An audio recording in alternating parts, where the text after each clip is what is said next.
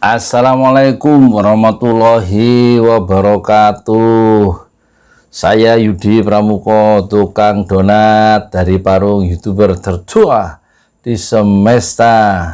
Dulur-dulur sedoyo, saya mau baca berita amarah Habib Rizik tidak teredam kala Bima Arya cerita swab diam-diam.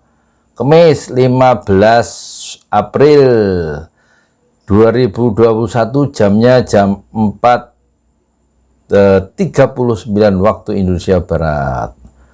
Ini beritanya menarik ya, dulur-dulur sedoyo.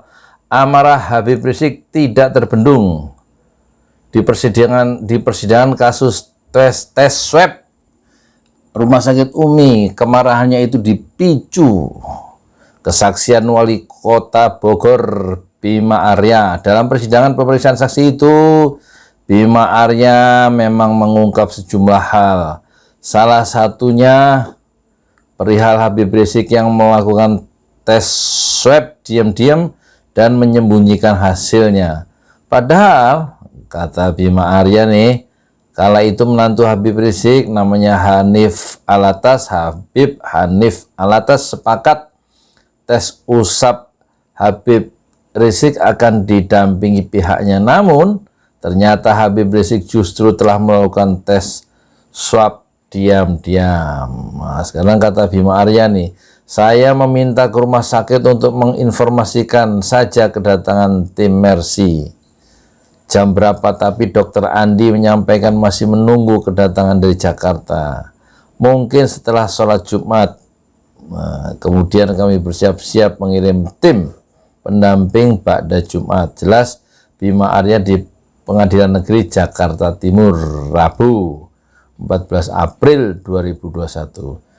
Terus, tapi sudah sepakat melakukan swab, tanya jaksa.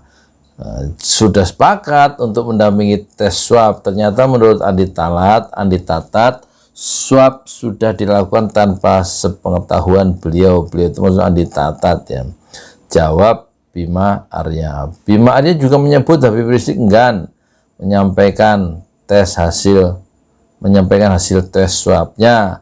Penolakan itu bahkan dikirimkan melalui suratnya. Kami tunggu hari Sabtu, tapi yang saya terima surat Habib Rizik kepada saya. Tapi disampaikan secara terbuka, surat tertulis yang tidak berkenaan untuk menyampaikan hasil swab PCR. Diketik, ditandatangani, saya mendapat fotokopi, ditujukan kepada wali kota, ungkap Bima Arya. Pasti marah dia Bima Arya karena dapat fotokopian lah ngono saja nih. Karena itulah Bima Arya kemudian menganggap Rumah Sakit Umi enggan berkoordinasi dengan Satgas COVID-19 Kota Bogor, sehingga dia memutuskan memolisikan Rumah Sakit Umi lantaran menghalang-halangi pencegahan penularan COVID itu. Karena pihak rumah sakit tidak menyampaikan laporan secara apa adanya dalam melaksanakan tugasnya, harus menyampaikan laporan secara berkala atau setiap ditemukan kasus suspek COVID-19. Jadi sebelum terkonfirmasi pun, ketika masih suspek harus dilaporkan, karena kami setiap hari kami harus mendata, kata Bima Arya. Saat giliran mengajukan pertanyaan, nah ini yang penting, Habib Rizik pun bertubi-tubi mencecar Bima Arya. Dia heran dengan kesaksian Bima Arya di persidangan. Seru ini. Dulur-dulur sedoyo. Habib Rizik mengklaim alasannya tidak bisa menyampaikan hasil tes swabnya lantaran saat itu hasil belum keluar.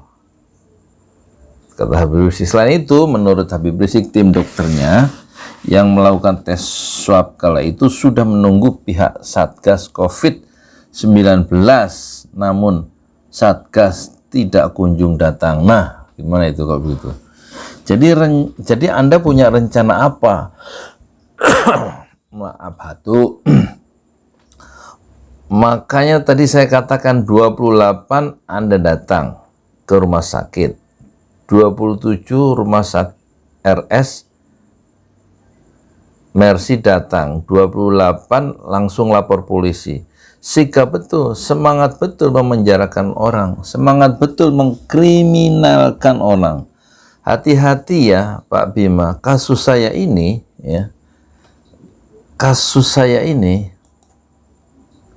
kata siapa ini? Kata Habib Rizik, kasus saya ini apa tadi? Yang sedang hati-hati ya Pak Bima, kasus saya ini yang sedang disidang.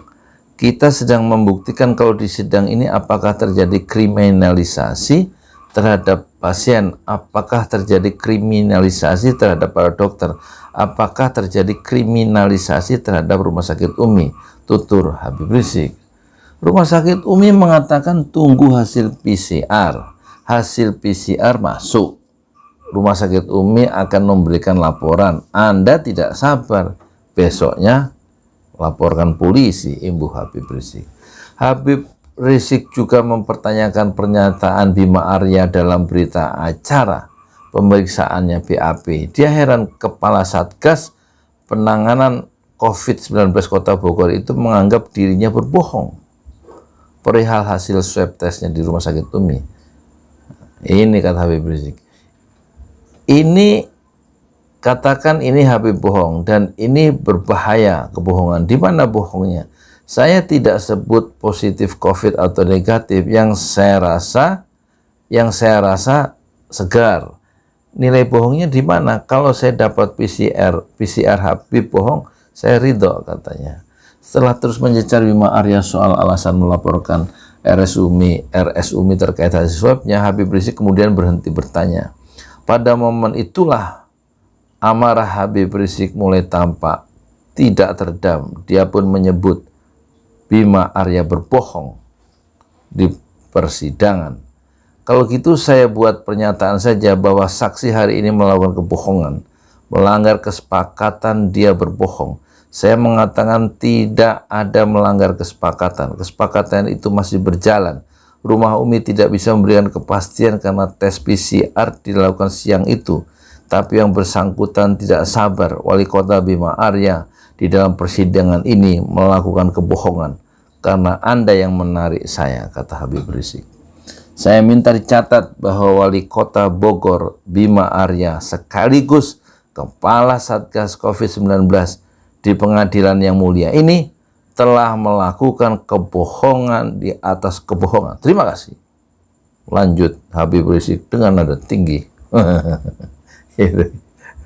Masya Allah, ya, itulah ya pertarungan di ruang sidang antara Habib Rizik Syihab dengan Bima Arya, dan tampaknya nama-nama Bima Arya ini akan disebut sepanjang sejarah politik Indonesia modern sebagai orang yang telah memenjarakan. Habib Rizik setidaknya pernah melaporkan seorang ulama besar pernah diseret ke pengadilan ya oleh seorang wali kota bernama Bima Arya, dan beban sejarah ini akan ditanggung terus oleh Bima Arya